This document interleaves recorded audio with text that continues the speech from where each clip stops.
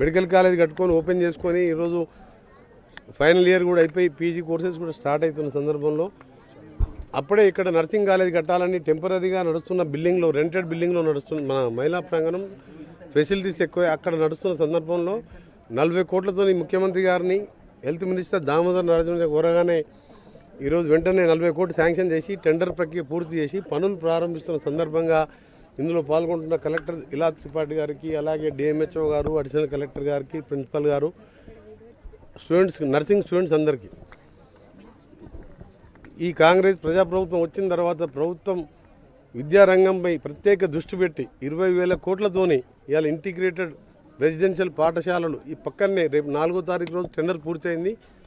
అది ఇక్కడ పనులు ప్రారంభిస్తున్నాం. అట్లా 119 కాన్స్టిట్యూన్సీలో స్కూల్స్ కట్టుకుంటూ పక్కా బిల్డింగ్లతో పాటు మంచి ఫెసిలిటీస్ని ఇస్తూ నల్గొండకు ముఖ్యమంత్రి గారికి ప్రత్యేకంగా నల్గొండ జిల్లా ప్రజల తరఫున మహాత్మా గాంధీ యూనివర్సిటీ నేను 2005లో శాంక్షన్ చేయించి ఉస్మానియా కాకతీయ తర్వాత బెస్ట్ క్యాంపస్ అనేది మహాత్మా యూనివర్సిటీ. అలా ఇంజనీరింగ్ కాలేజ్ ఉన్నది, బీకామ్, ఎంకామ్, ఎంబీఏ లాంటి కోర్సెస్ ఉన్నాయి. కానీ ఫ్యాకల్టీ లేదు, అదర్ కోర్సెస్ లేవు. 10 ఏళ్ళు కేసీఆర్ గవర్నమెంట్లో ఇదే జిల్లాకు ఉన్న చెందిన మా హెల్త్ ఎడ్యుకేషన్ మినిస్టర్గా ఉంటే 5 ఏళ్ళు కాలేజ్ లోపలికి పోలేదు. ఆ తర్వాత అదే మినిస్టర్ 5 ఏళ్ళు ఉన్నా కానీ లోపలికి పోలేదు. దాన్ని నేను పోయిన తర్వాత నేను మినిస్టర్ అయిన తర్వాత తరచు ఇస్తూ దాదాపు 100 కోట్లతో బిల్డింగ్స్ కట్టడం జరిగింది, హాస్టల్స్ కట్టడం జరిగింది.